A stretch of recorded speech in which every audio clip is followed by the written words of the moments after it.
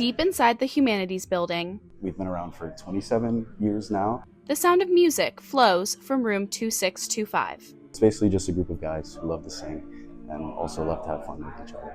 The Mad Hatters are an all-male a cappella group on campus, and they are preparing for a show on November 23rd.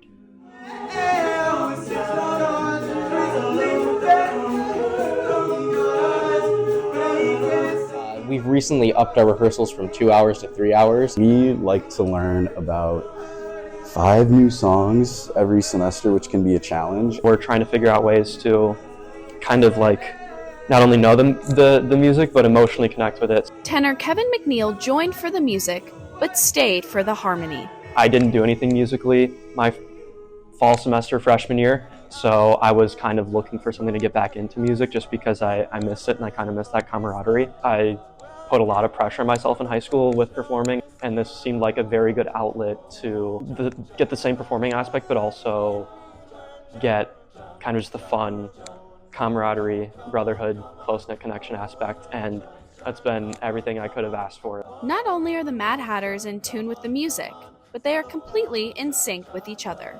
For me, it means being a part of a community that is not only there to make music with each other, but also to provide a brotherhood and close friendships. It's such a big campus, and having a group that is this tight-knit has definitely made it feel more small and more connected. This is really where our college experiences are built. It's the music, but it's also more than the music.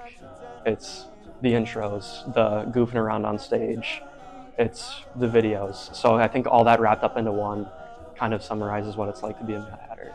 My name is Marin Rosen, and this is the Badger Beat. Hi, Badgers. Last week, 6 UW-Madison roommates were woken up at 5 a.m. to their house on West Washington Avenue burning down. It was one of 3 fires set that night. We all ran outside the front door and turned around, and the house was going up in flames. Our house burned down, but we still are all students. We have classes, we have assignments, we have exams, we have life just keeps happening, and there's no guide to tell you how to what to do in that situation. So. Despite losing almost everything in the fire, the girls gained the love and the support of the UW-Madison community. It's overwhelming, the amount of love we've seen from the community. We've had a lot of people who were just there to support us and let us know we're safe.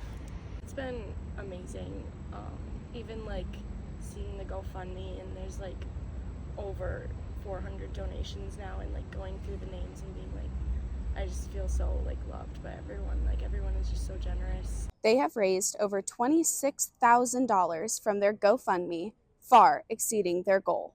We were very lucky to have such a close, tight-knit group of girls, and it's only made us closer. It's been hard, but it's good to have people next to me that have gone through the same thing. Just walking through exactly how I felt when we first saw the house, and them agreeing and relating, and just the fact that we can rely on each other. We are Al said, we're trauma bonded. Despite living through a terrible loss, the roommates have found strength not only in their own friendships, but also found the power of the Badger community. My name's Marin Rosen, and this is the Badger Beat. Hi, Badgers. The city of Madison is facing a $22 million budget deficit. $2 million is a lot. It's equivalent to over 200 jobs. The city council voted 17-2 in August to go to a referendum in attempts to close the budget gap. The city is asking citizens on the November 5th ballot to vote to raise property taxes. But what does this mean for students? If the referendum fails, we're possibly going to have to cut buses in the nighttime and the weekends. Library hours will be cut on the weekends. We will have to go to the minimum amount of poll workers. All the services that Madison currently provides, they're going to have to be cut in some way. We might have fewer buses. On weekends, and especially late night buses, that's on the chopping block. It's something I use fairly regularly, at least every week, if not multiple times a week. Not from even a convenience standpoint, but just to get to work. I'd imagine there's quite a few people like me who do use it on a 5-day work schedule, which is how I used to work, and it would be quite significant for them and me to lose that access. The student base relies on it pretty heavily here, and not everyone can afford to live downtown Isthmus area. Public transport is an important utility, not only to students, but to the entire community, and lots of people rely on it.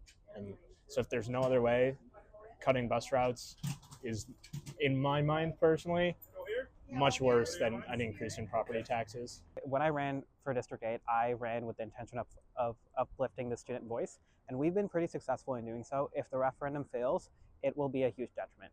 I live as a student pretty much all the time. I live close to campus. We don't know how often we use city services, but the city impacts your day-to-day life. Whether you vote yes or no, this referendum could change the daily lives of all of our Badgers. My name is Marin Rosen, and this is the Badger Beat.